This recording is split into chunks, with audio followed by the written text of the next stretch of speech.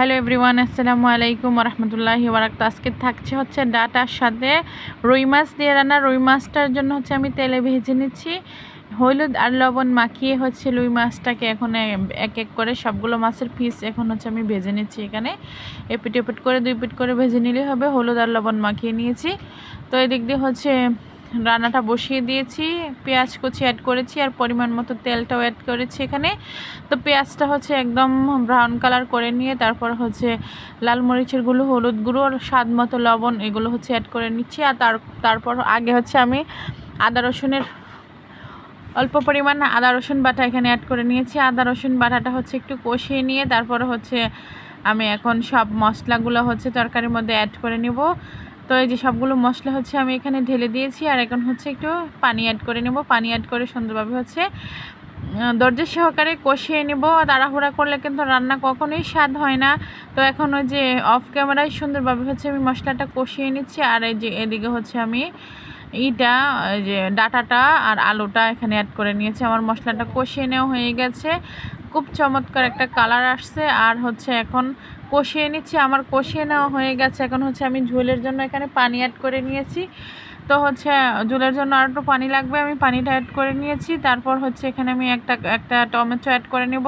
তারপর হচ্ছে এখানে রুই মাছের পিসগুলো অ্যাড করে নিয়েছি আর হচ্ছে একটু জিরে গুঁড়ো, এখানে জিরে পাউডার যেটা সেটা অ্যাড করে নেব। তারপর হচ্ছে উপর দিয়ে ধনিয়া পাতা অ্যাড করে নেব। তো এই প্রসেসে রান্না দেখে যদি কারো ভালো লাগে আমার পেজের পাশে থাকবেন এবং হচ্ছে লাইক কমেন্ট শেয়ার করবেন। এই যে দেখতে দেখতে আমার চমৎকার রান্নাটি হয়ে যাচ্ছে।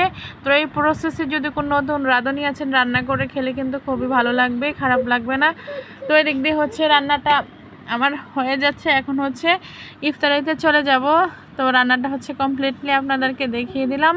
তো এখন হচ্ছে আবার ইফতারের জন্য আসলে আমাদের মেয়েদের কোনো রেস্ট নাই। এই কথাগুলো পুরুষরা মানতেই চাবে না, আমরা শুয়ে বসে খাই। তো যাই হোক, এই ছিল আমাদের আজকের ইফতারির আয়োজন। তো সাথে হচ্ছে এই আয়োজন ছিল ইফতারির। তো নসিবে আল্লাহ কিসমতে যেটা রাখে সেটাই আলহামদুলিল্লাহ। তো এই যে আমাদের ইফতারিগুলো হচ্ছে বানিয়ে নেওয়া হয়েছে। তারপর হচ্ছে ইফতারিগুলো হচ্ছে আমরা সুন্নতি স্টাইলে হচ্ছে বসে সবাই বসে খেয়ে নেব। তো আপনারা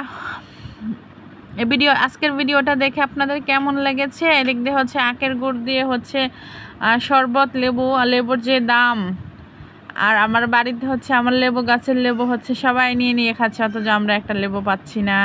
যেটাই হোক, আসলে কিসমতে না থাকলে কিছু করার নেই। ঢাকা চলে আসছি, এই জন্য হচ্ছে লেবু আর পাচ্ছি না। তো এদিক দিয়ে হচ্ছে এই যে মুড়িগুলা হচ্ছে আমরা এখন বসে বসে খেয়ে নিচ্ছি। তো এই যে এই প্রসেসের ভিডিওটা যদি কারো ভালো লাগে পাশে থাকবেন, এটাই চাওয়া, আর কিছুই না। তো এই যে দেখতে দেখতে হচ্ছে আমার ভিডিও কমপ্লিট হয়ে গেছে। তো আপনারা সবাই ভালো থাকবেন, পেজের পাশে থাকবেন এবং লাইক কমেন্ট শেয়ার করবেন। আজকের মতো এখানে আল্লাহ হাফেজ।